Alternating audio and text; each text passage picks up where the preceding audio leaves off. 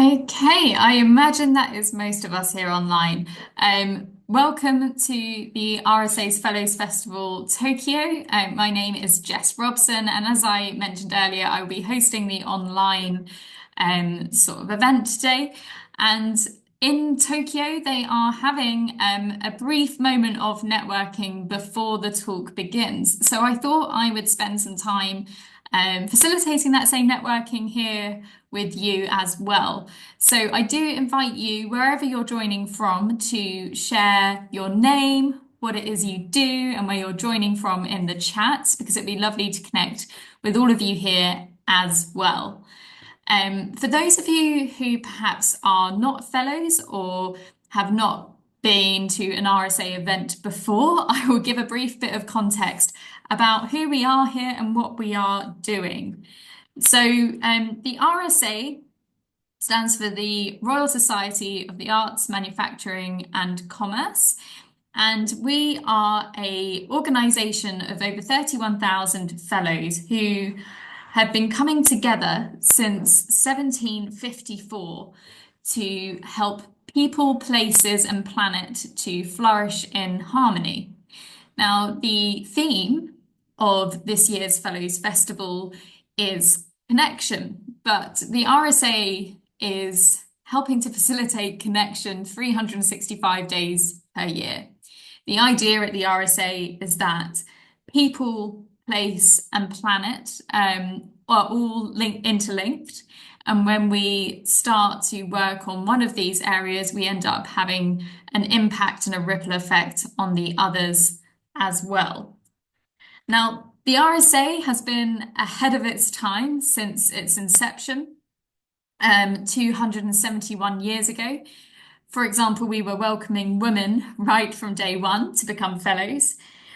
And we have been at the forefront of turning leading ideas from fellows worldwide into world-changing action. So we bring together fellowship to collaborate, to inspire, to learn from one another. And today's event is a continuation of that. It's a really lovely opportunity that we have to learn from Max Frenzel and to have a deep discussion about AI. Aside from that, in my role at the RSA, I have the pleasure to connect the fellows that are based in Japan. We have a Japan Fellows Network who meet on a consistent basis to share learnings and to collaborate on an ongoing basis. So welcome to everyone that's here. As I say, if you have an opportunity to put a hello in the chat, that would be really lovely. I'd love to see where you're all joining from. Now, I know that I just gave a nod to the plans for today, but just to remind you that there is until 6:25 or 10:25 if you're in the UK like me, networking that's taking place at their Fellows Festival in Tokyo. So I thought I would leave a little bit of space for us to network as well. Now, it seems to be that everyone's a little bit quiet in the chat, but do post a hello if you're able to. I think that'd be really lovely to see who we have with us. And I'm going to leave these thought prompts up on the screen as well, just ahead of today's talk. I would love to know, what is it that you are currently using AI for? Are these tools things that are freeing up your time, or are they just pushing you to be more productive in other areas of your work? How are you using those tools? So I'll leave a little bit of space. If anyone wants to say hello in the chat or to raise a hand and speak out loud, I would love to hear from you. Alternatively, we can just wait for these 15 minutes to pass before the talk begins.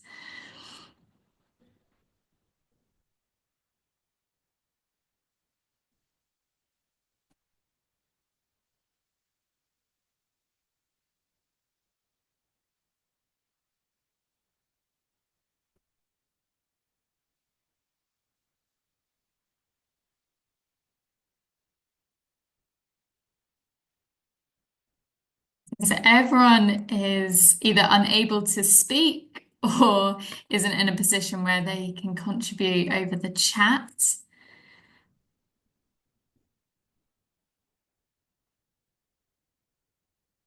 which is fine. I'm going to leave these prompts up in case it's something that you can return to. In the meantime, I can see that we've got a few new people joining us. A huge welcome to those who have just joined us online. It is wonderful to have you here. I've just been giving a bit of a brief introduction to the Fellows Festival taking place in Tokyo.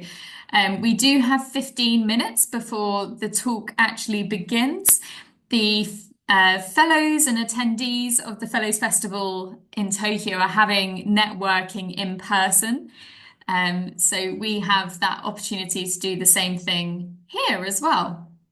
So for those who have just joined, I welcome you to put a hello into the chat. Let me know where you're joining from. And I've left these sort of prompts up on the screen for us to discuss AI before the talk begins and the concept of time off, which is very much the theme of today's talk. So do say hello in the chat, maybe share a little bit about your use of AI and how that has had an impact for you. I'd love to hear some different experiences before we begin.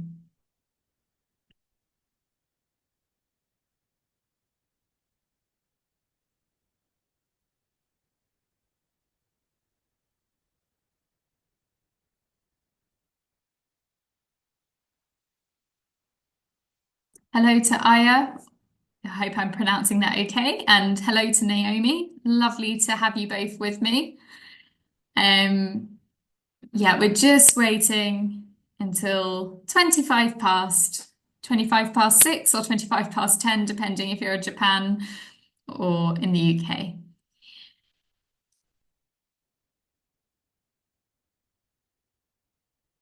Okay, great to see some responses in the chat.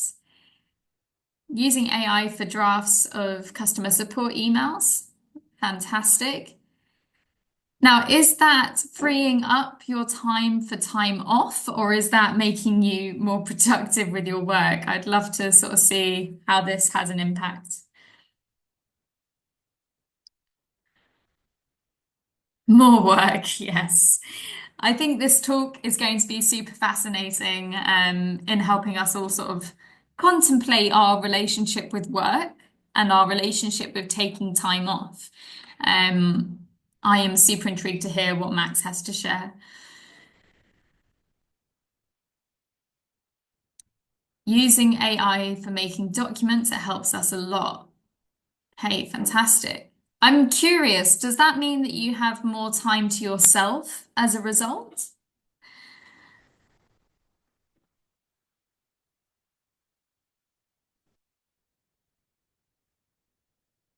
I'm really appreciating all of the sort of reflections in the chat. For those who are just joining us now, just to give you a heads up on where we're at, we are just having a brief moment of connection and networking online whilst they are having their networking in person in Tokyo. So we have some thought prompts ahead of the session today that are relevant to what is being shared in Max's talk. Okay, fantastic. I just got more reflection with a wider view. Okay, so maybe what I'm taking from that is you get more time to look at the big picture, so it's freeing up some time. Fantastic. If I was to share on a personal level, I feel like I am using AI just with the view of being more productive in other areas and trying to get more done with that extra time rather than taking the time off. So on a personal note, I'm looking forward to seeing how I could use that as time off instead of producing more work.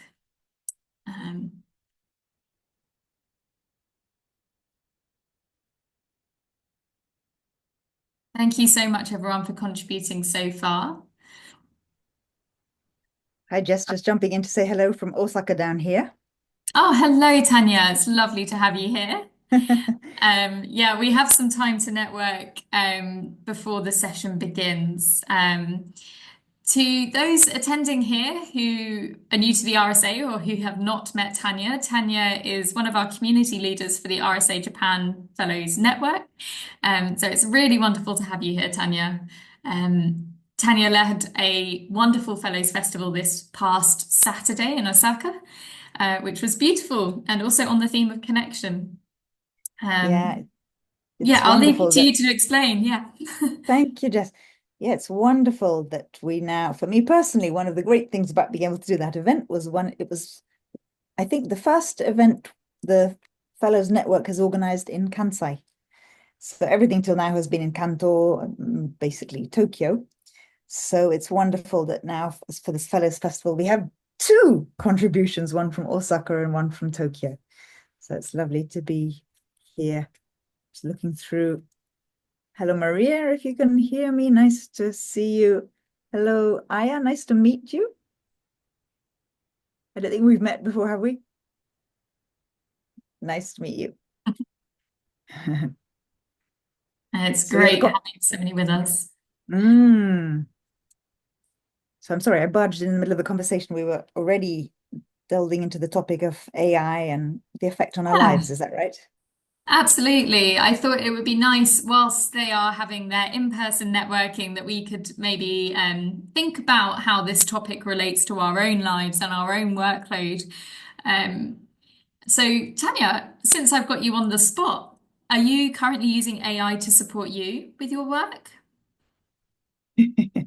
It's very much not front of mind for me. I probably am without realizing it, but not in a conscious way. I mean, it depends how we define AI. I think I've been on Chat GPT probably about 3 times in my life.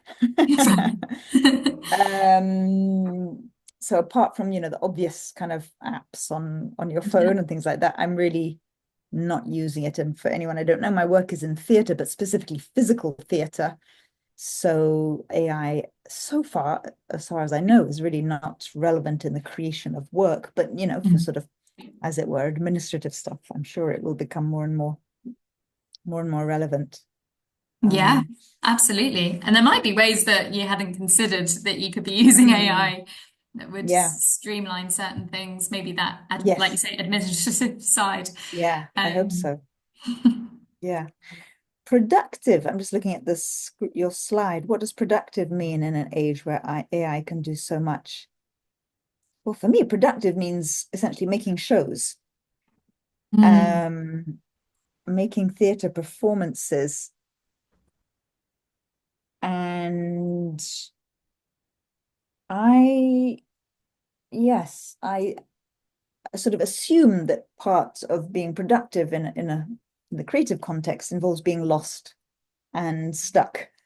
And I see that's necessary for productivity, or at least for yeah. a good outcome, for a good product. So for me, productivity isn't the only aim. Mm, yes. It's useful and it's good to minimize the stuff that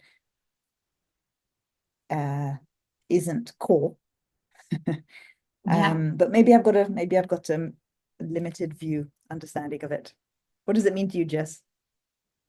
Well, yes, I mean, I think you raise a valid point that even in the word productive, there is almost the word, product and what it is that we produce. So I feel like sometimes we measure productivity by end outputs, but does that mean that, the work and the thinking and the creativity is therefore not productive because there's no obvious tangible result? Um, I think productivity for me does get confused with busyness. When I feel busy, I feel like I'm being productive, but that's not always the case. So, yeah, it's raised internal debate for me around what productive is. I do think to the second question there that it does should include doing less and having time to rest. some of my best thoughts are happening when I am at rest. Some of my best workplace related thoughts that are productive happen when I'm at rest. So working more time into my week where that is possible is fantastic. Would be great. Yeah, I welcome any other reflections that people are having on these questions as well.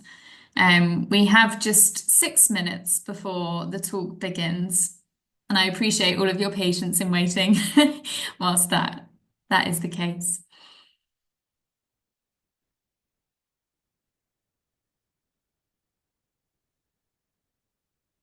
For anyone here, just to sort of change the conversation slightly, who hasn't been exposed to the RSA before, as I mentioned at the very start, we do have the Japan Fellows Network that meets regularly. The plan is to have regular in-person meets in both the Kansai region and in Tokyo. And we're planning a bigger event for October for fellows to get involved in, to contribute to, and so on. So if that is something that you would like to hear about more beyond this session, I am actually going to use this opportunity now whilst we have a quiet moment to share this link, which will tell you more about becoming a fellow. But I'm also going to share my email address into the chat box so that you have an obvious means of reaching out beyond the session as well. I'm happy to answer questions on what it means to be a fellow of the RSA.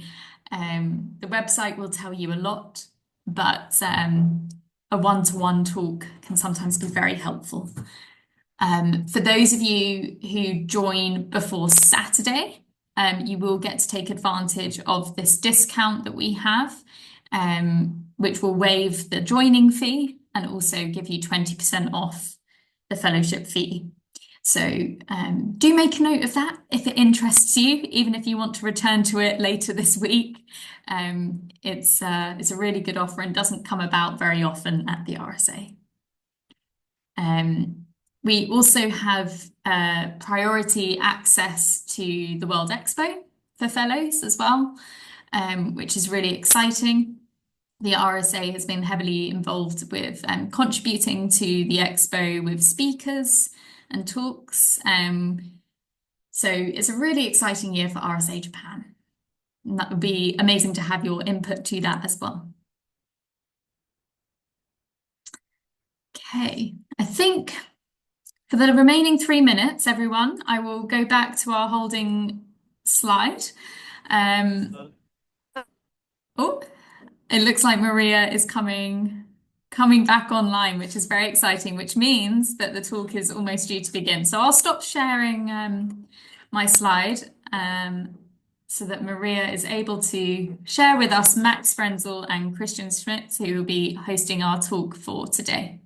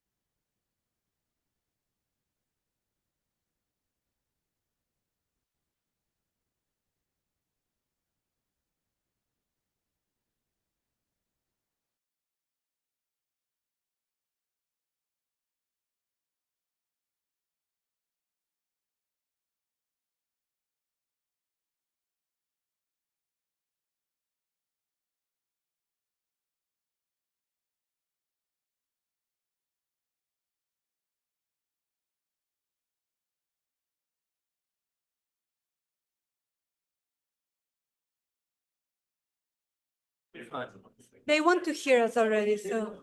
And then in 2 minutes we start, and then I will do the presentation about RSA. But you can leave this on. You can leave this on. Yeah. Oh, just sorry.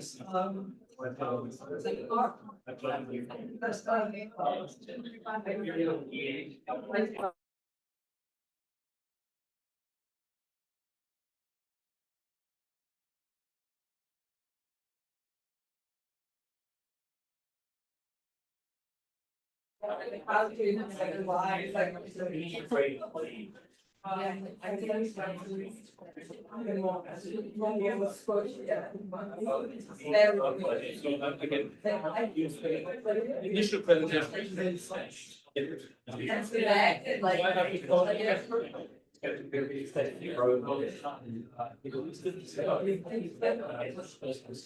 Okay, so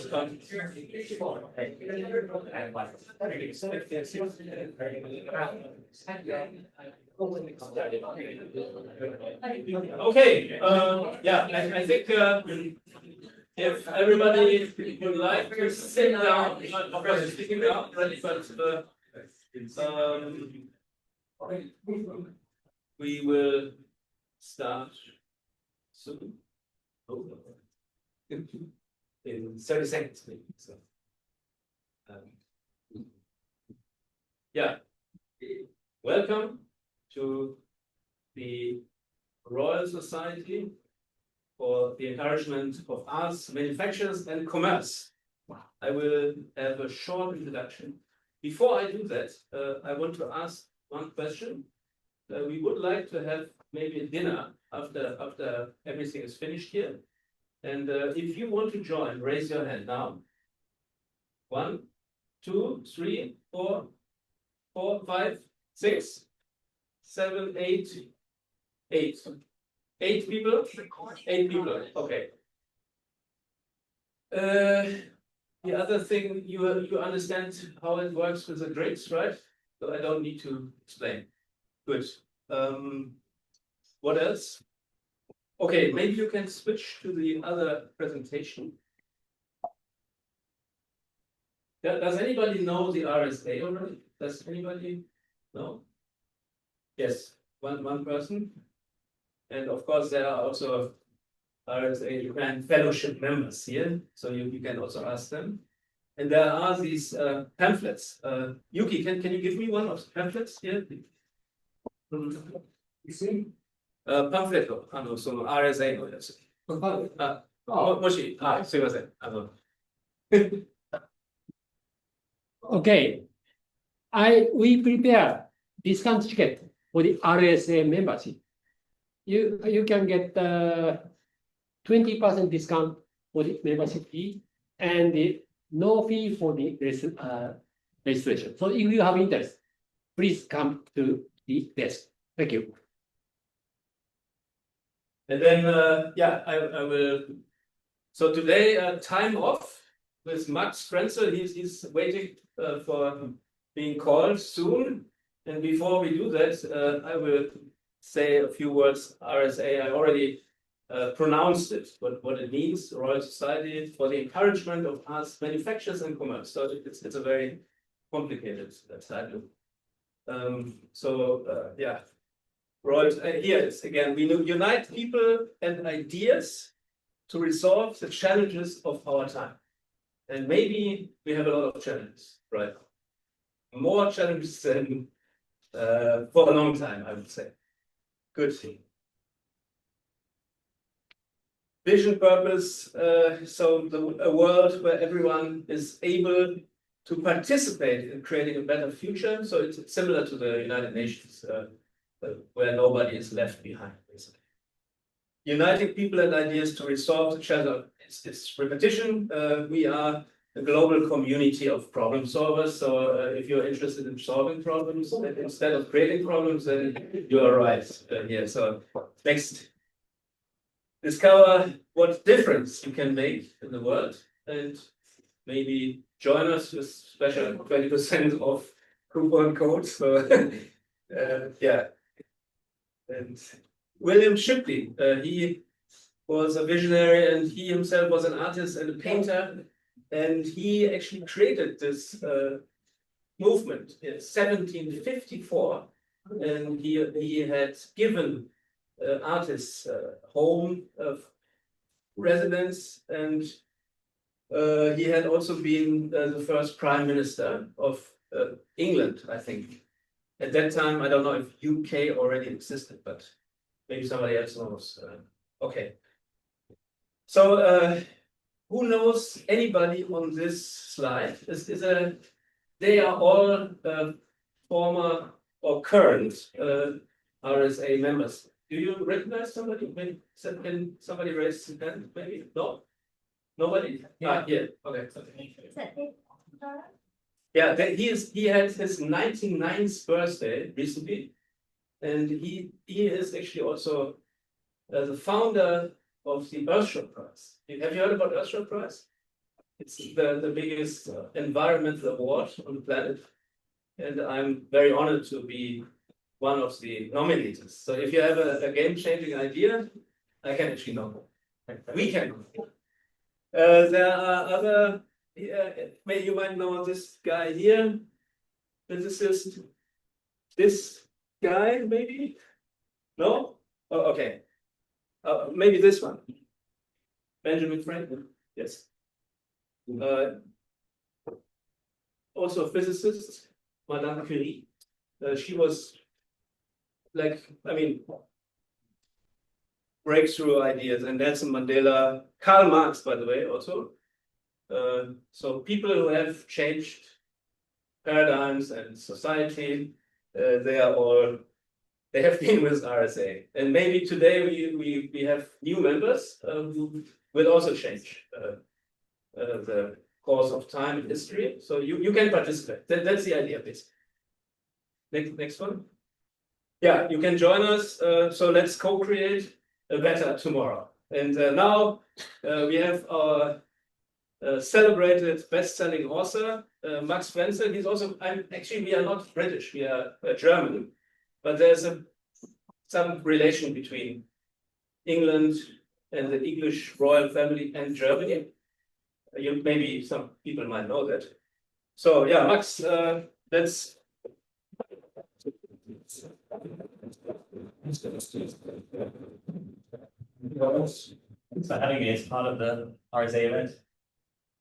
And today, we all have taken time off to be here and to readjust, refocus. And that's a little bit what Max' book is about. And before we go into the book, we want to know who is actually Max Frenzel. So maybe you can introduce yourself. Yeah, absolutely. Once again, thanks for having me. And you kind of pointed out already, time off is about much more than just rest and relaxation. It's not a book about beach vacations or sipping cocktails. All of those are great, but it's not the main thing we're going to talk about. Yeah, my background a little bit, and I do have a few slides. Maybe I can join a Zoom call and do that way.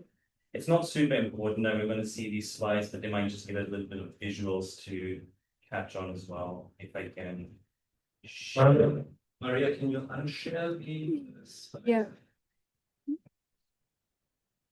Sorry. Yep. Are you sure now? I think I am sharing. Maybe.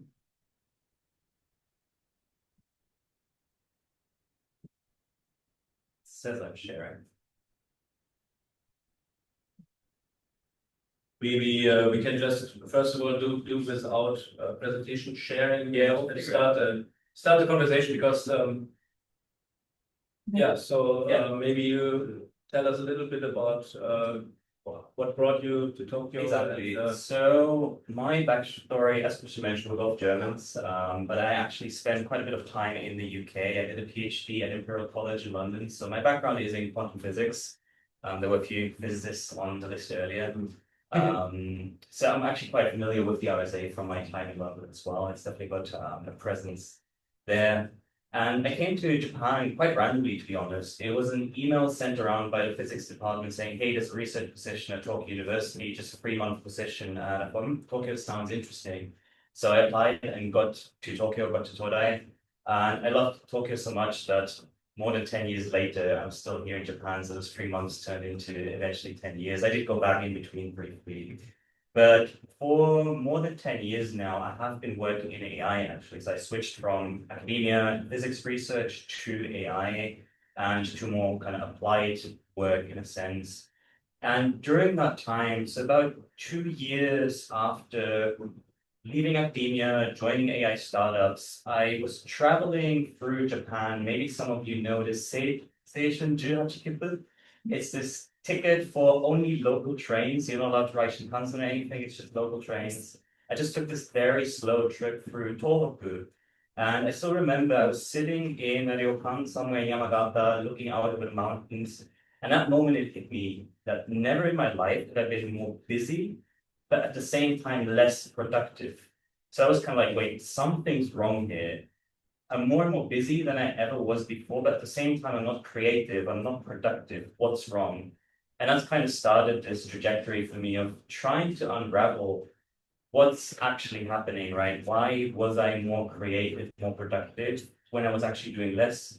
And I look back to my PhD days and I realized how unusual they actually were, how lucky I was.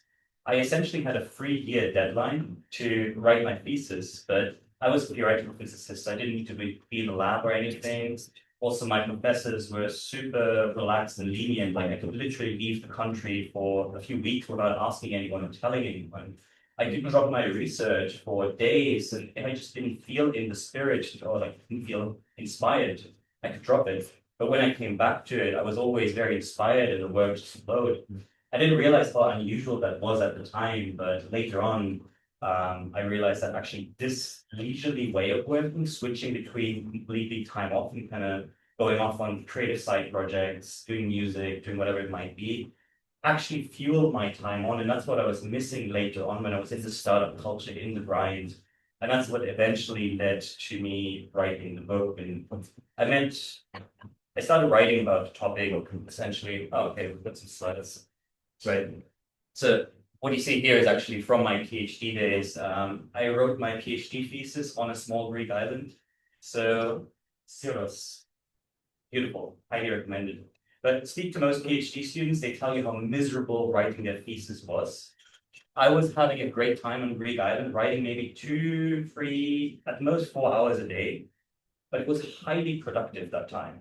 During the rest of the time, I was swimming, I was kind of hiking in the mountains by myself, baking bread, whatever it might be. When I sat down, the ideas were just flowing, and there was no writer's block or anything. Also, by the way, living on a Greek island was cheaper than my 80 square meter studio flat in London. So money is not necessarily the excuse there. That was actually saving money. But yeah, it was highly productive. And later on, some of my greatest ideas and breakthroughs once I was working in the AI space came to me during times of time off. So there was one problem I was stuck with for months, literally. And I went hiking in Hakone, and I was talking with a friend about maps and like, oh, cartography, and like this random off-topic remark suddenly resolved a problem that I had been working on for months. And I just had to go back the next day essentially to work. And yeah, the ideas just started flowing. So maybe you see some people nodding as well. You might have this experience as well where you're stuck with a problem, but then you step away and you go maybe into nature and suddenly you have this kind of insight. And really reflecting on that, that's what led ultimately to me writing the book Time Off, which is really about being your most productive and your most creative self. It's not necessarily about not doing any work, but it's doing the most meaningful work possible. Fantastic. So, I mean, I'm also taking a lot of time off, also during these kind of busy days here in Tokyo. And one of my kind of recreational oasis is the Meiji Shrine. So has anybody been at the Meiji Shrine? Maybe. Yeah. So you yeah, of course. Great. Yeah, it's extremely important for me personally, and this is also mentioned in the book in one chapter. Nature. So nature brings you back and grounds you, and you can connect with nature. You if you have been busy drinking a lot of coffee and you are very kind of high tension, then you go into nature and then you can relax and breathe again. And actually, I wanted to do a short, would you like to read maybe, or shall I read it? We wanted to read a passage out of the book, which was Hermann Hesse. Which chapter was that actually? In there. Okay. In the chapter on play, so the book itself is structured, kind of focused on different types of time off, different types of rest. It starts with a historic overview. So how did we actually come to see rest as something that we feel guilty about? Because if you look at history, really, like ancient Greece, ancient Rome, people aspired to be at leisure. People aspired to rest. It was seen as like something to be proud of. But over the course of history, we've sort of lost this sense of rest as something to be proud of and turn it into the opposite. It's something we feel guilty about. And the book touches on how this happened and why. And then we go into different chapters on creativity, sleep, play, exercise, these different forms of time off, all of them with deep scientific backing. But we also insert these profiles of successful people, both historic as well as the present, who found success not in spite of taking time off seriously, but because they took time off so seriously. And yeah, one of the profiles is Hermann Hesse, a wonderful German novelist, poet, who actually also had quite a strong connection with Japan in many ways. And yeah, maybe we can. I found it. So it's page 215. So I will just give a short excerpt and read it. So Hermann Hesse, German poet and novelist. He lived from 1877 to 1962. The first starts with two quotes, basically.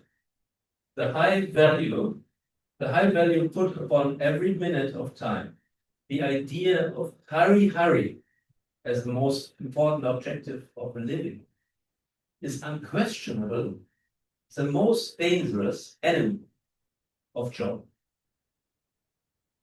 And then the second one is the man who for the first time picks a small flower so that he can have it near him while he works has taken a step toward joy in life.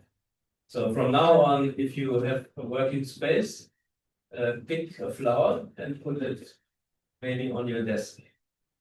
Is there, yeah, I read a little bit here and then maybe we can go back into the conversation. Yeah, so when we think of entertainment, the first things that spring to mind might be spectacular blockbuster movies, crazy nights out with friends and wild parties, or incredible adventure holidays in exotic locations. Whatever the activity, chances are it is something grand and fantastic. The bigger, the better. The more, the better. The faster, the better. But while these activities certainly have their place, sustainable enjoyment and entertainment might lie closer to the opposite end of the spectrum. Hermann Hesse was born and raised in a small town in southern Germany. His family was deeply religious, devoted Christians, but of a kind that was not preached but lived. Many of his relatives, particularly his grandparents, had been missionaries and spent extensive time in India. That's maybe the origin of some of his novels, actually. This connection to Asia sparked an interest in Buddhist thought and philosophy in Hesse that would be evident in all his later works. He took a trip to India in 1911. And while the journey itself depressed him, largely due to the extreme poverty he witnessed, it had a deep and lasting influence. After trying a half-hearted apprenticeship as a clock mechanic and then becoming a bookseller, Hesse finally went on to establish himself as a respected writer. Some of his famous works include, what is this here? Demian, Steppenwolf, The Glass Bent Game, and one of Max's favorite novels, Siddhartha, which is maybe inspired by Buddhism. He would also receive the 1946 Nobel Prize in Literature for his inspired writings, which, while growing to boldness and penetration, exemplify the classical humanitarian ideals and high quality of style.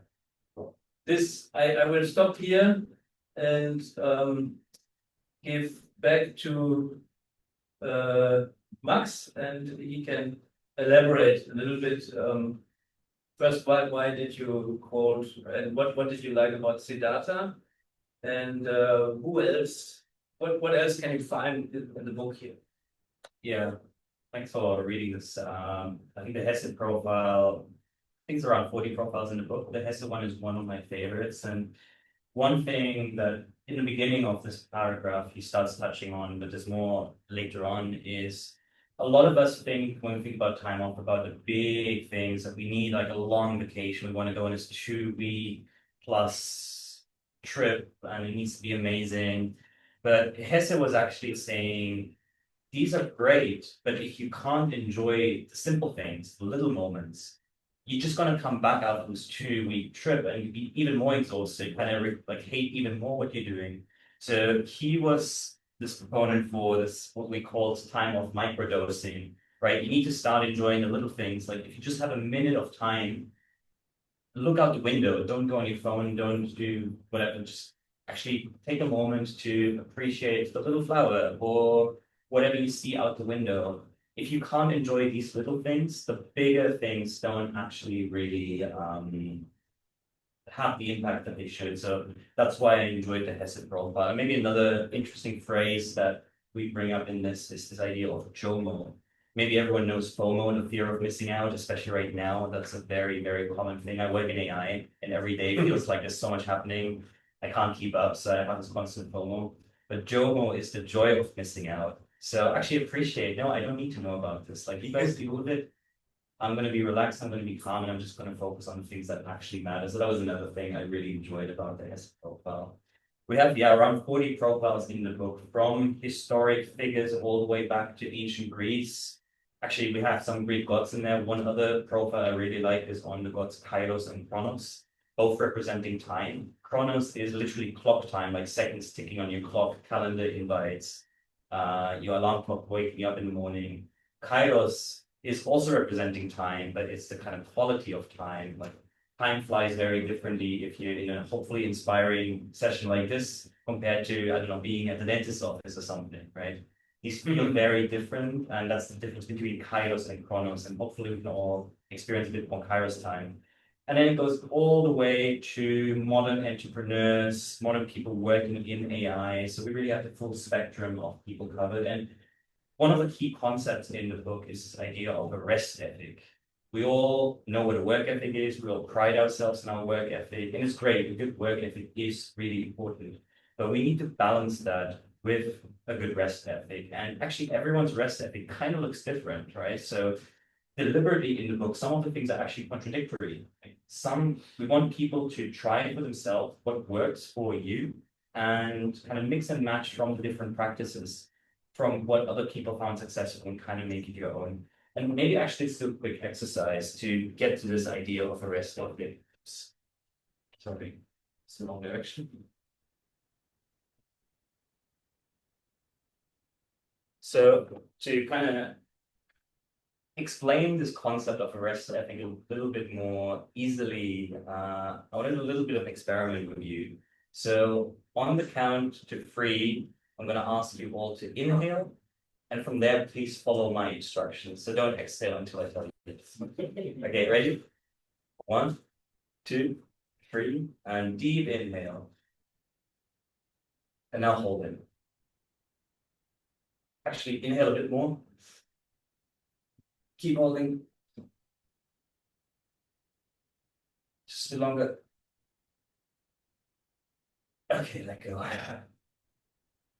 That exhale, I hope, felt really, really good.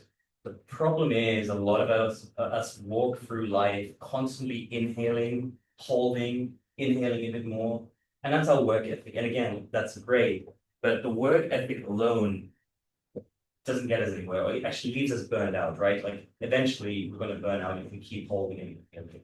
So we need to balance our work ethic with an equally well established rest ethic. And work ethic is the thing that allows you to go down your task list, to execute on your projects, and to really turn the ideas that you have into reality. But you need the rest ethic to get those ideas in the first place, to have a fresh perspective, and to let big ideas incubate. I think we're going to touch on creativity a bit more later on, but creativity really comes from connecting the distant dots. If you're always in the work, you're never going to make these distant connections. That's why you need to think about work ethic and rest ethic like inhale and exhale. It's not like they're two completely different things, but they're cycles that you need to deliberately go through and that you need to balance, and both of those need to be cultivated. So those are some of the key concepts that we are talking about in the work. Yeah, so now we might be more relaxed after reading, after inhaling and exhaling. So, and maybe you already addressed the topic of creativity, and you had this episode in the book where you were talking about a hike or something like this, and maybe you can explain a little bit, and then we might also turn it briefly to the audience and ask if somebody had maybe interesting similar experiences. Yeah, absolutely. It's very, very central to the book. And also, as we get later a little bit into the discussion of AI, I already mentioned this hike very briefly, but at the time I was an AI research scientist at a startup based here in Tokyo. And I was working on this problem related to how do you represent abstract data, so it might be images or whatever, and do things like similarity comparisons, right? Or when you upload a picture to Facebook and it recognizes, oh, this is this person's face. It all uses this kind of math, this kind of technique. But the problem is, as AI researchers, data scientists, we know these are not always accurate. So it's almost like you use Google Maps and you ask it, hey, where's the nearest gas station? And it tells you, oh, it's only 100 meters from you, but it doesn't tell you that there's a massive like deep valley in between that you need to go through. So it's kind of the same with the similarity comparison. And we knew how to figure out where these deep valleys essentially were, but we didn't know how to calculate the distances that they are more meaningful. And the insight to this problem I was stuck with for months literally came during a hike where I was walking with a friend in Hakone, and we were trying to get back to our guest house, and we're looking at this old map, and she mentioned something, oh, I read this book on cartography recently, and isn't it interesting how people represented things on ancient maps that are more important in a bigger way? And that moment it hit me, oh, wait, there's this thing called cartograms, which you might have seen, where countries are blown up by their GDP or by their population. And I realized I could use the exact mathematical technique to solve my problem. During this hike where I was consciously so far away from the actual work, I suddenly had this breakthrough idea because I gave the word over to my conscious mind. And this really comes down to this sort of theory of creativity. Actually, Oh, then somebody wants to. okay. So creativity researchers have been studying this, how creativity actually happens for decades now. And very, very roughly, the kind of common accepted way of how the creative process is seen is breaking it down into 4 phases. We have preparation. That's actually sitting down to do the hard work, right? You need to understand the problem you're really working on. You need to really understand your field, everything related to it. However, then the next step is incubation. And that's where you allow your conscious mind to rest, where you kind of take a step back from the problem and allow your subconscious mind to take over. So it's almost like treating your subconscious mind as a collaborator, but you need to give that collaborator space. If you do that, hopefully illumination happens. That's the aha moment. We all kind of like the stereotypical idea in the shower, or my insight on the hike. And then once you have this insight, you need to go into the verification stage where you actually need to check, was my idea really as brilliant as I thought it was? So it's again a hard work phase. If you look at this, only half of this process is active, preparation and verification. That's your work ethic. But the other part, incubation and illumination, they happen during times of time off, they happen during times of rest, and they happen if you give it enough space, if you really step away from the problem. So we need to cultivate this rest ethic to allow incubation and illumination to happen. And maybe just curious in the room, if people feel like, yes, this actually maps to some experience I had where maybe you had a big breakthrough idea where you were stuck with a problem that you were working on, and you suddenly had this deep insight that actually solved your problem. Maybe it did follow a similar flow. I see some people nodding, I don't know, quite a bit of nodding in the room. So maybe this gives you the kind of vocabulary to phrase a little bit this process. Because I think a lot of us don't really consciously think about this incubation phase, but if we build that in deliberately, we can really, up level our creative process essentially.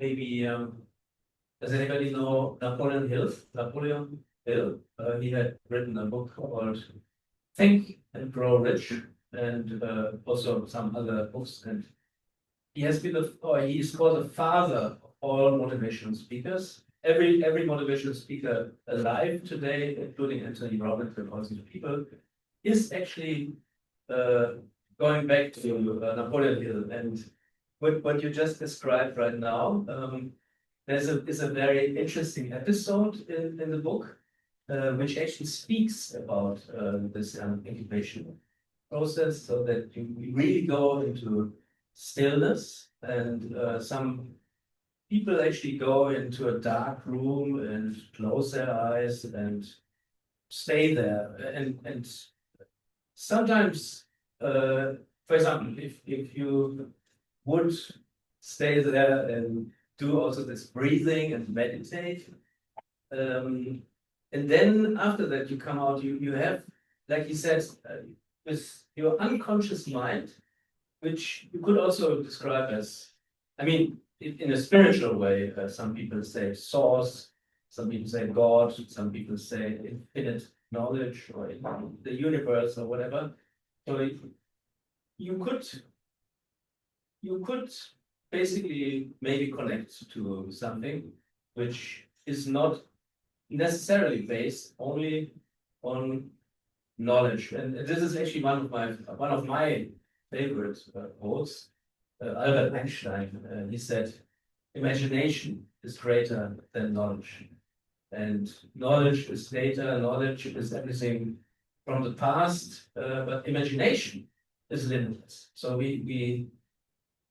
and everything what we create as humans, everything we build comes from the mind, comes from thoughts. The chairs you're sitting on, this building, everything is creativity. Everything somebody's thought about and then put it into reality.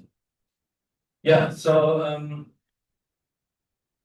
we wanted to ask also the audience if is there somebody who would like to share if you had some kind of eureka moment that you went into stillness and then all of a sudden you had some idea and its creativity was boosted somehow. So is there anybody who would like to share?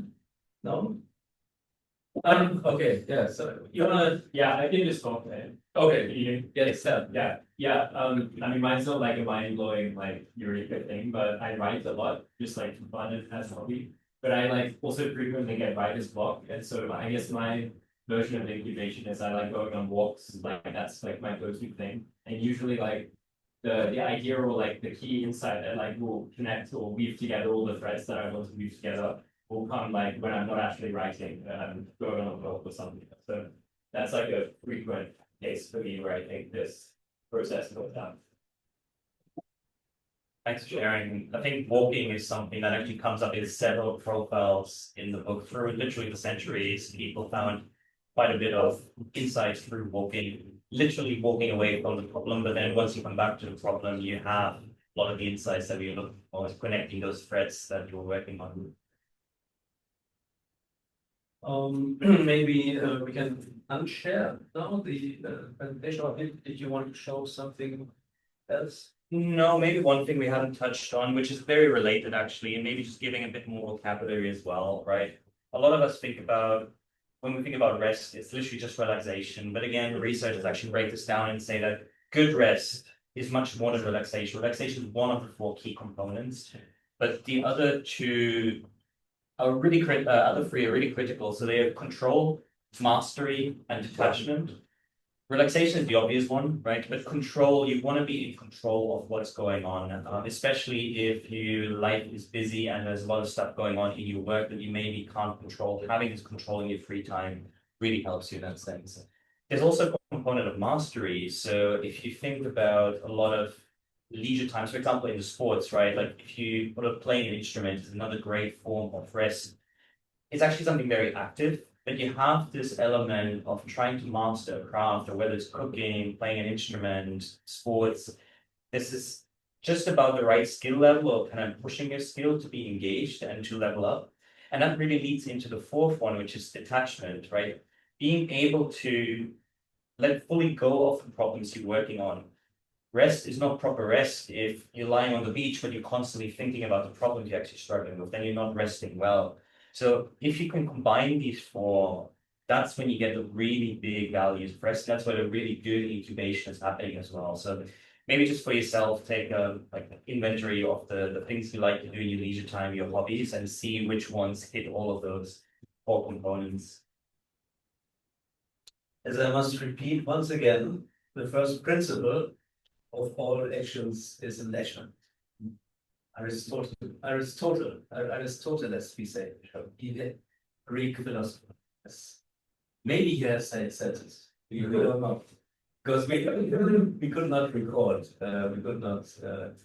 Yeah, but so with all of this, what we now already talked about, we are actually entering a new era, and we have already entered a new era. What could that be? Somebody has an idea? AI. AI, yes. Artificial intelligence. So we actually, in January, I went to Davos, and the headline was the era of intelligence, or yeah. So yeah, you can unshare this is okay. And we wanted now to venture a little bit into discussing about this new era. And time off is something very important, and it will even become more important because we might not have a lot of jobs left. And some people might contradict. Some people might say that AI will also create jobs, and we will maybe invent new jobs. But what AI can do and will do, now we are in the era of agentic AI. So AI can, so you can ask the AI to fulfill a task. So you can ask AI, hey, I want to go to Osaka tomorrow, and please buy me the Shinkansen ticket and make it the cheapest ticket available. And then you don't need to do anything. You just speak to the AI, and then it buys for you the Shinkansen ticket. You go to the Shinkansen. The only thing you have to do is move your body and go to the Shinkansen. And yeah, so we wanted to do a little bit of an exploration into the future. And maybe I give back to Max now, so that what do you think is the biggest chances and the biggest opportunities, possibilities with AI, and what is on the other hand, what are the biggest risks which we are facing? Yeah, I mean, it's a huge topic and very relevant. And even the book came out originally exactly 5 years ago in May 2020. And already at the time, we dedicated, I'd say, almost 20-ish% of the book. Well, maybe not that much, but like a big chapter to AI and the future of work. And this is only becoming much more relevant right now. And I think what's really interesting before going into the risks and opportunities, maybe starting to touch on the opportunities, the Albert Einstein quote you mentioned, can you say it one more time? It was about imagination is greater than knowledge. That's really great. It's so timely as well, because with AI, knowledge is becoming cheap. Intelligence is becoming cheap. We have it everywhere in our pockets, right? There's not that much value in pure knowledge, pure intelligence anymore. What's becoming increasingly valuable and rare is curiosity and imagination, right? You need to cultivate your curiosity, because that's the part that AI can't do. It has the raw intelligence and it's getting cheaper and cheaper. We need to apply our curiosity to actually utilize that in a novel way. And again, time off is so essential to leveraging, driving this curiosity. Again, think about yourself. When are the moments you feel the most curious? It's probably not when you slept poorly, when you're stressed out, when you're kind of worrying about the next deadlines. You're the most curious when you're in a relaxed state, when you're in this kind of deep rest, when you're in these things, these 4 factors of rest that we talked about. So curiosity will be one of the most valuable things that you can cultivate in the future of work. And then maybe speaking about some of the risks, and then also, of course, the opportunities. I think the biggest risk that many people are worried about is the impact on the job landscape. And I do think there's going to be significant disruptions. I mean, as someone working in the AI industry, we constantly hear a lot of global CEOs right now, or like this hiring freeze is going on. People are asking their workers, how can we basically, instead of hiring someone new, how can we do this job with AI? Before you ask for additional headcount, let's figure out how an AI can do that. So we're already seeing this as a reality. There's a lot of layoffs happening as well. And I do think in the short term, there will be disruptions to the job landscape, especially I think new grads right now have a quite challenging time, because the more senior people, they still can apply their knowledge, but sort of these entry level things, they are quite easy at the moment. So we have to navigate that. But I do think we can figure that out. And I do think we'll develop new jobs as a result. What I'm actually more worried about is what AI is doing to our attention. That's maybe my single biggest concern. And again, it kind of plays into some of the stuff as well. As things get easier and cheaper to personalize to all of us, it's so easy to get into this loop of constant distraction, because these tools know more and more how to grab our attention and capture our attention, and more personalized. I mean, we're already seeing it, right? Instagram, TikTok. Most of us, to some more or lesser extent, are kind of addicted to us. Exactly. You stand in the line buying groceries, and it's just going to take 20 seconds until it's your turn. You pull out your phone and you check Instagram or something, or you email or Slack or whatever it might be. With more personalization, this is only going to get worse.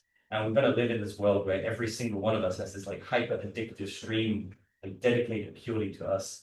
So this to me is actually more a worry, and also a call to kind of software developers how to ethically develop AI and kind of software tools, much more than AGI taking over the world, or us losing all our jobs. So that's maybe one of the areas, especially as an AI developer myself, where I'm thinking, how can we use this personalization to get more meaningful content for ourselves without eroding our attention, and without just kind of just race to the bottom of most clicks and most eyeballs and most time spent on whatever time wasting thing it might be. So with all of this kind of negative side out of the way, I think there's also a lot of amazing opportunities. In the book, we talk about this history of time off. And in ancient Greece and Rome, it was seen as one of the highest ideals to aspire to. And Bertrand Russell, another profile in the book, another person I really admire, one of the most prolific philosophers, mathematicians, Nobel laureate as well. But he was also a huge proponent of time off and leisure. And about 100 years ago, he was saying basically modern civilization was built by the leisure class. If you look at ancient time, it was not the people who were slaving on the fields or the factories. They were just too busy to actually contribute to culture, to civilization. That's not their fault or anything, but it's just how it was. It was people, scientists in ancient times were people who were sponsored, usually rich, who had the leisure time. Now, with modern technology, more and more of us can actually join this leisure class and make this big contribution to art, to science, to culture. If we do things right, I think AI has a huge opportunity of taking over the busy work and allowing us to focus on these uniquely creative, human, empathetic aspects. So that's kind of the very optimistic future of work that I see. Yes, so I think, are we time? Yeah, we have still 5 minutes for the discussion, and then we go into the audience participation. Also, online participants can ask questions. We have speakers here, so they can put them on speaker. I would like to ask you to share the other presentation because so we have a lot of Which one? the new civilization. We have a lot of dystopian narratives. We always talk about how bad everything is and how we are going into something, very catastrophic, basically. And humans very often are driven by fear. But my idea or our idea is that we could actually turn it around, and we could not always only see these kind of negative aspects, but we could look into the future, and actually we could see possibilities, opportunities, chances. And I just wanted to go quickly through this new civilization project. We are living in a fragmented world. We have polarization. We have the three divides. We have the ecological divide, the social divide, and the spiritual and cultural divide. So this means we have different ideologies, religions, and different ways to understand the world. And the questions raising here, can we co-create and collaborate a new vision for a new vision? Can we liberate humanity from suffering? Can we heal the Earth's biosphere? Can we utilize technology and build a new civilization? And this all starts, but we did this short exercise, like inhale, finding our deeper purpose, and that's so. If there is anybody who has already found deeper purpose, raise your hand. 1, 2, 3, 4, 5, 6. I have been.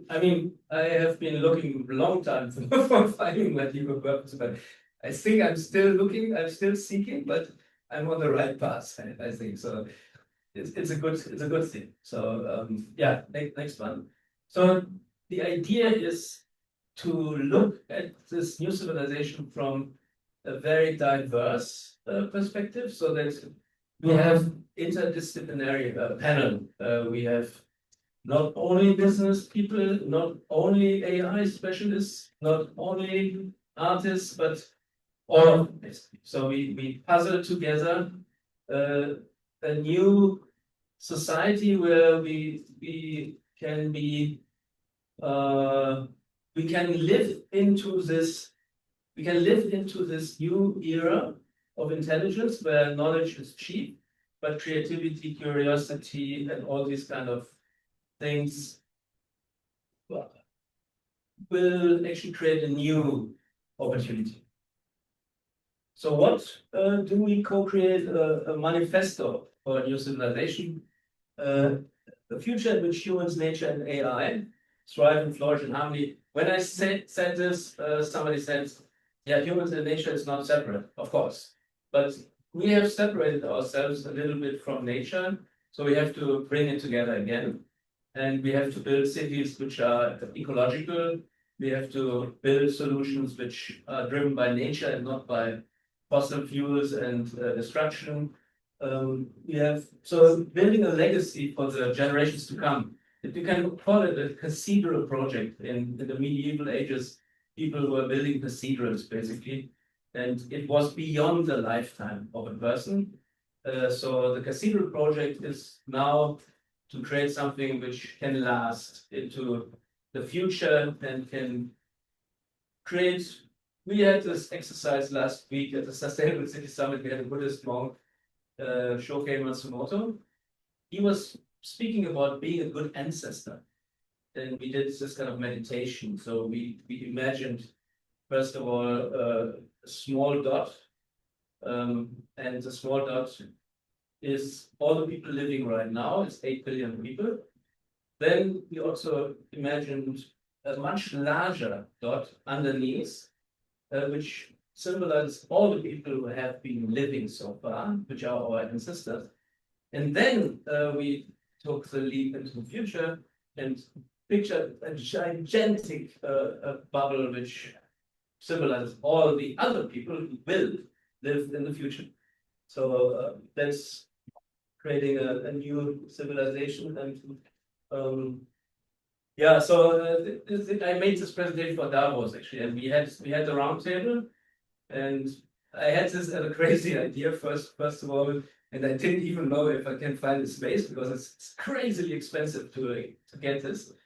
And then everything came together. We had 14 people actually, and they were well selected here.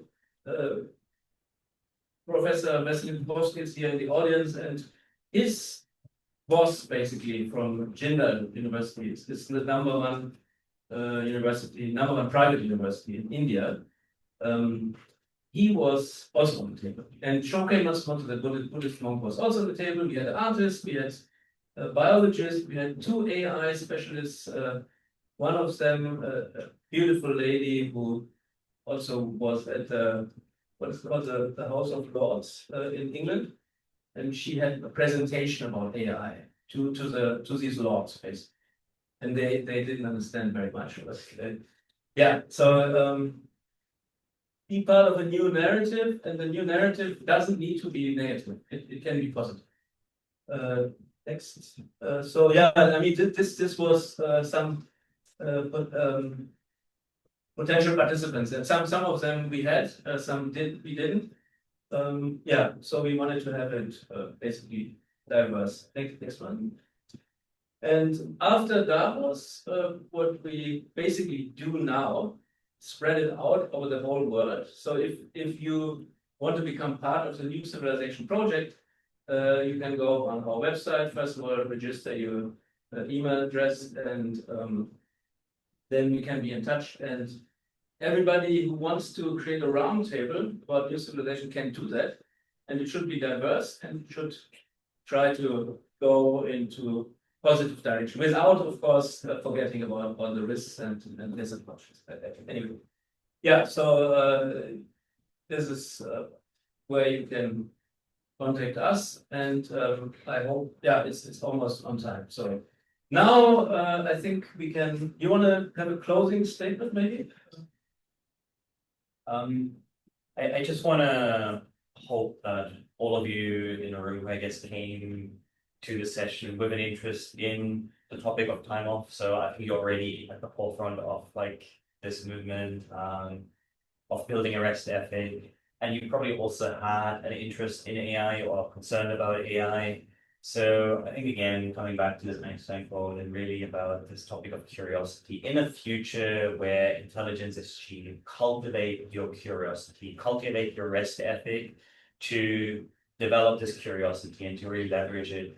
And I think together, if we take this seriously, if we build this rest ethic, we can also build a new civilization. So maybe one more thing, when you're stuck with the guilt of taking time off, because even as someone who's written about this, I still sometimes feel guilty. Oh, I should be working instead of not doing something. So one thing I tell to, especially kind of sort of driven type A personalities, think about professional athletes and their coaches. A huge part of their work, literally their job, is to rest. They take the rest as seriously as they do the training, because they know if they're not well rested, they're not going to perform well. And another thing you see in these athletes is that they're either 100% turned on, fully working, or fully performing, or they're completely turned off. They're very good at going between black and white. Most of us are somewhere stuck in the middle. So treat yourself as a knowledge worker, as an artist, or whatever it might be, as like a mental professional athlete, and take it rest as seriously. And again, if we do this together, we can build a new civilization where we all contribute to the arts, to the sciences, as part of this leisure class. Fantastic. Yeah, President. Thank you, first Christian and Max, for this excellent conversation. Something interesting, Max, and I use it very much in my practice. I teach students, and obviously, for example, the inhaling, the kind of a 5 minutes meditation before going into work is excellent. Martin Luther King once said, "Today I have a very busy day. I will pray for an extra hour in the morning." Kind of paradoxical. You have a busy day, why do you need an extra hour to meditate? Exactly, because I have a busy day, I need to clear my mind so that I achieve all the tasks. Usually I tell students, you receive the exam questions, take 5 minutes to detach and to inhale before going into answering those questions. Again, preparing our mind through rest helps a lot, and they follow that. They are better when they do that. Something on AI, and I'm very curious to know more about. What is the link between AI and rest? In my experience, it is that we give AI tasks. We don't give our jobs. We make our jobs better by giving some parts of our job to the AI. Something more repetitive, something more boring, something we don't like to do, we give to the AI so that we have extra time to rest and also extra time to imagine, to create future ideas. So for me, it's not like we are losing our jobs, it's the opposite. We give AI part of our jobs, those we don't like much. And in my case, it's examinations. I don't like to examine students. I would prefer AI to examine my students so that I have that extra time for ideas, for writing books, and for imaginative work. And I guess that's for every profession. We don't worry about the job, we give AI our job, part of our jobs, to make our job better. Yeah, thank you very much. I completely agree with everything you said. Like the meditating in the morning or praying for an hour, especially on a busy day, is such a great one. Like I think Abraham Lincoln, like all the quotes are assigned to him, but it's like I think he said something like, "Oh, if I have like an hour to chop the wood, I spend 55 minutes on like sharpening the axe and 5 minutes on actual chopping." I think it goes in that direction as well. And with the AI and work thing, I completely agree as well, right? During sort of the Industrial Revolution, we almost turned into machines. We learned how to work in the factory. Now it's time to shape this busyness, this working like machines, and handing the machine work back to the machines, back to the AI, so that we can focus on the creative parts. And as magical and as incredible as like modern AI, LLM, all of that might seem like, basically it's still just statistical analysis, right? It's just taking a ton of data and looking at the statistical patterns. True creativity, real breakthroughs, kind of by definition happen as statistical outliers. So even though it might seem like AI is doing this incredible creative work, it's still left for us to really connect the distant dots, and then also to assign value to that, to act as curators of what comes out. So I think, yeah, we have a great opportunity there to hand over the busy work and the machine work to the machines and really embrace the other parts.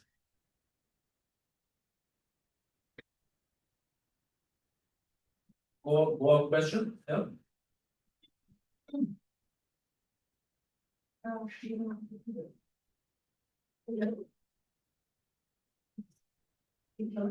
Yes. Yeah.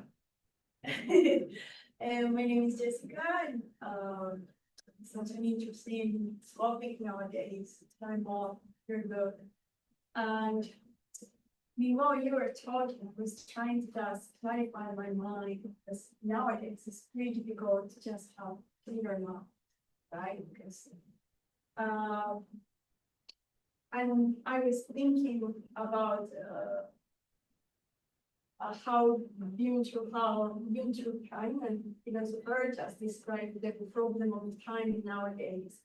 So he said that before the time belongs to the gods, so it was not in the control of humans. So we were thinking about our roots and our ancestors.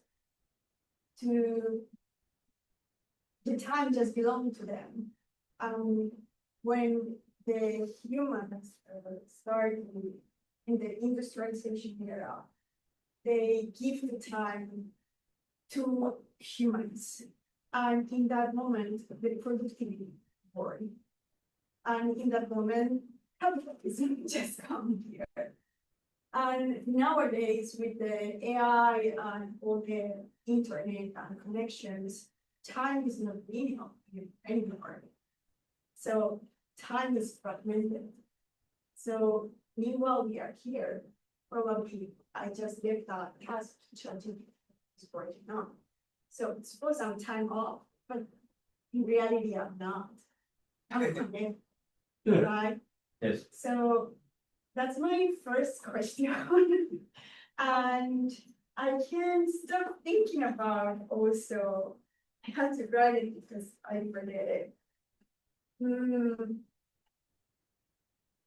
With time off, how you could just break the cycle of so nowadays money means time. So if you have money, you have time. So that lets you think that probably people that has less time for themselves are the ones that has less time. So thinking about that money means time, how you could just feel with all the knowledge that you just have now, how to just break the cycle of increasing the increase of the consuming that we have to just do. We could just work. We just have time off. And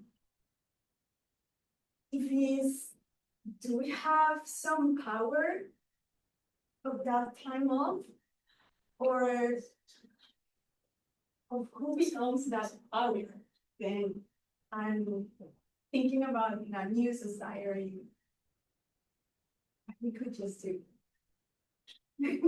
Those are very big and deep questions, and Christian already pointed out he's got an answer to the second part, so I'm gonna leave that to Christian. But maybe the first part, you're saying kind of asking ChatGPT something and start doing something on the side, so aren't you still working? But I would say no, it's just good delegation, right? Even before AI, you could delegate work to people. Actually, also, I've done some work with companies, corporate wellbeing consulting, but also working with them, how can they as an organization build a better rest ethic? And delegation is such a key thing to learn, right? A lot of people don't want to take time off because they're worried, oh, then the whole process breaks down, and what are people going to think about me? The first thing is to just learn to accept, to delegate, and do it well, like communicate that, document well, and then trust this other person to also take over. And I think now delegating to AI is not all that different to that. So I would say, no, you're giving over the work to this other worker. Now it's just a machine. Or if you go into these cycles, creative process again, the preparation, incubation, and so on, you can almost think of like your subconscious mind as a collaborator that can delegate to during your time off. So I'd say it's really just a form of delegation. And if we get good at delegating to AI, it allows us to be more detached and then come back to the problem, A, with our co-worker having done part of the work, B, with our subconscious mind having done part of the work, and us coming back to bring it all together again. I don't know if that's a satisfactory answer to that, but that's kind of how I see part one, and then part two, let Christian take over. So time is money, money is time. Yes, I mean, I have a lot of friends they are very rich. They were born into rich families, so they have their foundation. They don't need to worry about travel costs and so on, and they have time. They have time, and they spend time with the family. They do a lot of, I mean, a lot of drama around who will pick up the boy and I mean, they take the boy then to all kinds of events, and the boy is running around, and they think it's normal, but it's just, I mean, one specific example, a person running a foundation, and it's actually called System Change Foundation, and you can look it up. So it's true. I mean, at the moment, it's true. And then I would like to direct the attention to another German author who has written a lot of very interesting science fiction. His name is Andreas Eschbach. And he has one of his latest novels is called Freiheitsgeld. So Freiheitsgeld translated means freedom money. Freedom money. And it is projected into the year 2064. And in the year 2064, it's a world in which people can decide if they want to work or not. So they can decide. And everybody gets this freedom money, which, yeah, it's like a universal basic income or a universal basic asset. So everybody is taken care of. We saw this, like the RSA has also a vision, nobody left behind. United Nations also, nobody left behind. So can we create this kind of society in the future? And this book, Freedom Money, addresses this kind of problem that in this future, there is, maybe I shouldn't tell you too much if you want to read the book, but there is actually an elite. There is an elite, and they are living in a so-called oasis. And they have life extension, so they live much, much longer than average people. And the oasis provides ultimate luxury, whereas the other ordinary people, they have just basic, simple things. And of course, I mean, you can enjoy basic and simple life as well. And one of the protagonists in the story is actually called into the oasis because he has some special skills, and he is becoming the kind of physiotherapist for the former EU president. And this former, it's 2064, you have to imagine. And in 2030, the freedom money was introduced, and the president of the EU, he actually, yeah, maybe I shouldn't tell you, it's so he basically treats this guy, and he learns how things work in the oasis, and he becomes very curious. And in the end, there is a kind of a surprise, this whole story, but maybe one of the essence is basically an answer to your question that time is money, money is time. Maybe we might enter a new era in which you can decide. You can decide if you want to work or you don't want to work. And yeah, so that's a little bit to think about. And does you have a question or no? Yeah, Yuki, you're looking at the time or No. Oh, okay. Good. Here. Oh. Thank you, Christian. Thank you, Max. Ooh, this is on, right? Yes. Yeah. Yes. Yes. Thank you. I just want to, it's not a question. I just wanted to add on to Jessica's topic, if that's okay. And there were 2 points that I wanted to cover. Because this is a discussion and relate it specifically back to Japan. So especially in Japan and Japanese culture, always have to be working. If we're not working, we're lazy. And even because we are loyal to work, we should work after work. And whenever work needs us. And so when Jessica said time is money, absolutely in Japan, I think that makes sense, right? Because we feel, well, we should be using that time to make money. And if we're taking time off, then how can we make money for our lives? But to answer that point, I would say, if you didn't take that time off specifically to rest and think about how to improve your life and what you want to do, then you'll never break that cycle, right? So you have to be intentional about it. And being intentional about this, people might say, well, we've got to work 6 days a week and we have Sangyo and the company owns us.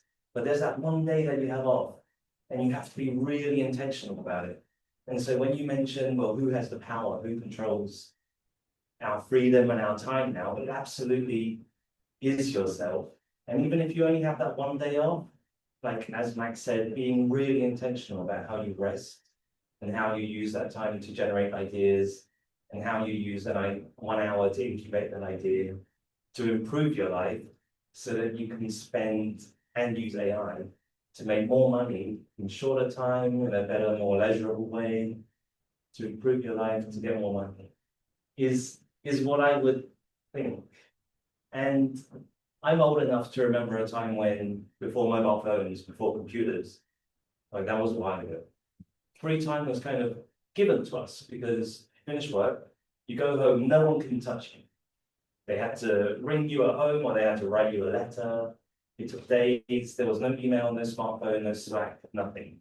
And so you had more time to think, and weekends were completely untouchable. But now, unfortunately, because technology is going so fast, we actually have to actively more and more cut off, right? And so I would say it takes more of your own self-will, yes, but the power is absolutely back in your court now, especially with AI. And so what I'm trying to get at is be very intentional with your time off.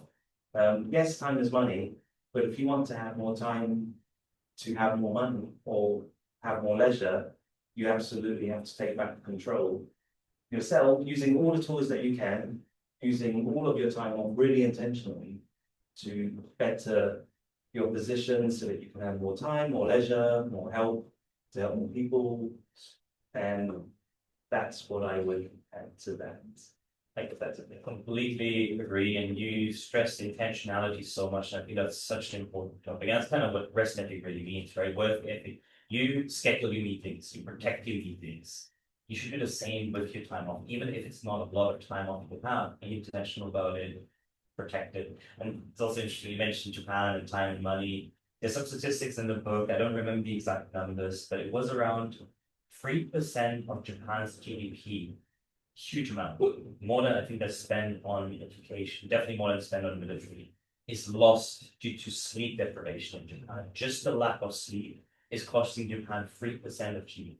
Also, Japan is the lowest in the developed countries in terms of productivity for knowledge workers. So Japan is busy, but not productive, right? So again, intentionality is super important. So we should. I actually went to this other event. I still wear this. I forgot to take a look. There was this guy from Pool Japan actually, and Kenichi Watanabe.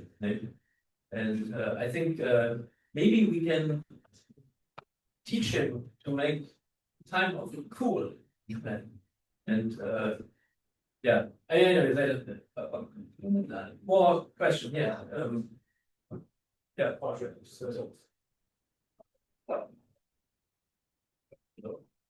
thank you for an intriguing presentation. I have a question for Max. Just wanted to perhaps maybe if we frame the AI in the broader history of technological innovation, it seemed kind of to me that in the past, like when we used to transmit a message across the continent, that would take weeks. When we wanted to cross the Atlantic, that would take a month at least. But then with the invention of airplanes or emails or internet, we had that kind of technology to make us work more effectively and save a lot of time. But with the time saved, we also added more work to that time. I just wanted to understand better what about AI as a tool, as a technological tool, that is so special that would make us think that this time around is actually going to change, and we're actually going to have time for ourselves instead of just adding on more work to the existing flow. Thank you. It's a really great question. I don't have a good answer to that. I think it's up to us to make that happen, right? And that's what we talk about in the book as well. That's kind of what it is about developing this rest ethic. And I think it was again Bertrand Russell, there's a book in the quote as well, like how ridiculous it is that we develop technology that allows us to do the same thing in half the time, instead of saving the other half of the time now to be at leisure. Being at leisure just doesn't mean, again, just relaxing. It means really doing meaningful things to us. It might actually be working on a project that we care about. But instead of doing that, we find time to be productive on something else, right? So we keep filling that time again. So I think it's really for us as a culture to change that, to develop a rest ethic as a culture and make sure that if we get these massive productivity gains, to really invest the time that we free up with that in the things that are meaningful to us. And maybe one thing I didn't touch on enough earlier is that one really great form of rest, something that feels like rest to me, can actually look like work to you, right? Being at rest doesn't mean not doing anything. It doesn't mean contributing to society, but it means doing something that deeply energizes you and fills you with a sense of meaning. And as we're automating more of the busy work in a sense, right, can we add more back to our lives that fills us with this deep sense of meaning? And maybe also going back to the point earlier about money and time, I think money in the sense is an amplifier. You still need to figure out what to do with your time. Like I think a lot of people who retire and don't have a good rest ethic are miserable. They have all the time they want, but they don't know exactly. They don't know what to fill the time with. They have lacking the sense of meaning. But then actually going back to some kind of form of work can be a great form of rest because it gives them that sense of meaning. So it's really, again, intentionality, right? Coming back to being intentional about your time off. And I hope as a culture, and I don't know why AI would be different, maybe because it's happening so fast. I hope we can make that step in that direction to really fill that new time with meaningful things. But I think we also need big thinkers with big ideas to exactly figure that out. When you said this right now, one of my favorite poets or writers, Johann Wolfgang von Goethe. It's a German. He was not only a writer, author. He was an advisor, political advisor.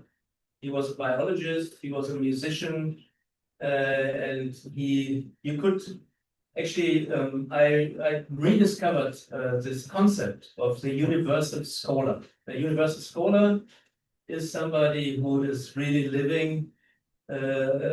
What I said, Albert Einstein, imagination is greater than knowledge. And now I forgot what I wanted to say, but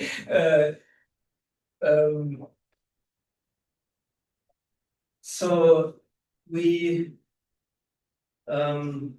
can maybe I don't know, we have maybe time for one more question. Yes, and then I might remember what I Well, thank you so much for today. My name is Ayaka. I'm Japanese. I'm born and raised in Japan. And actually, my parents are both professors and they're researchers. And a little bit about me and how I grew up is that I was born in this social bubble where you're taught having time off or relaxing is vicious. You need to constantly work. And FYI, my parents are very bad workaholics. They never take time off. And but actually about 2 years ago I met your book and it changed my perspectives and it kind of validated my idea and also my thoughts. Actually, I really want to take time off. I want to have this black and white where I want to work, play, play. And I think you also started your book with when you talk to your colleagues, will say, not here, you can't have time off or relax, not here, maybe somewhere else. So I think a lot of Japanese people, including my parents, are going through this vicious cycle, as everyone said, not knowing how to have fun or how to convince themselves that it's okay. It's also productive to have time off. It's actually efficient. So if you can give them an advice to my parents as well, what kind of advice would you give? Thank you. This brings me my idea of so the reason I mentioned Johann Wolfgang von Goethe, the suffering of the young Werther was one of his best-selling novels, and one thing, and Werther commits suicide at a certain point. And the quote, first of all, I say it in German. Es ist ein einig Ding das Menschengeschlecht. Die meisten arbeiten den größten Teil ihrer Zeit, zu leben, und das bisschen, was ihnen von ihrer Freiheit übrig bleibt, ängstigt sie so sehr, dass sie alles daran setzen, diese wieder loszuwerden. So basically, it's answering your question in a way. Johann Wolfgang von Goethe said it is a kind of a misery about humankind. Most humans spend most of the time to work, to live, and the little bit which is left over is making them so fearful that they try to get rid of all this time which they could accumulate if they don't do anything. This was, and Werther in the book, he committed suicide. And then after the book came out, many people actually committed suicide. I don't recommend it, but I guess that is one form of time off, but determined. exactly. No, it's a really difficult question, right? And I think my answer would be it really depends on the person talking to. So it sounds like your parents are scientists, so I would approach it from a scientific perspective, right? Like going through the creative process, and this is not just a fluff, right? This has been decades of scientific research explaining to them why, if they want to level up as scientists, here are the facts. Here is why time off is actually critical for doing the work. So I guess that might be one approach in that case. When talking to colleagues, it really depends on the situation as well. I mean, right now with AI being on everyone's mind, kind of playing that angle as well, kind of really trying to convey how staying relevant in the future of AI, where everyone's worried about their jobs. The most job-proof way you can make yourself is through exploring this curiosity and becoming a bit more of a generalist as well, in a way, becoming a bit more flexible, and that requires that time off. And I think in a weird way, Japanese people are very good at time off in very specific ways, right? Think about Golden Week, think about year-end holidays. Every company shuts down completely. So if it's prescribed by your boss or the culture, Japanese people are very good at that. So that's another interesting angle.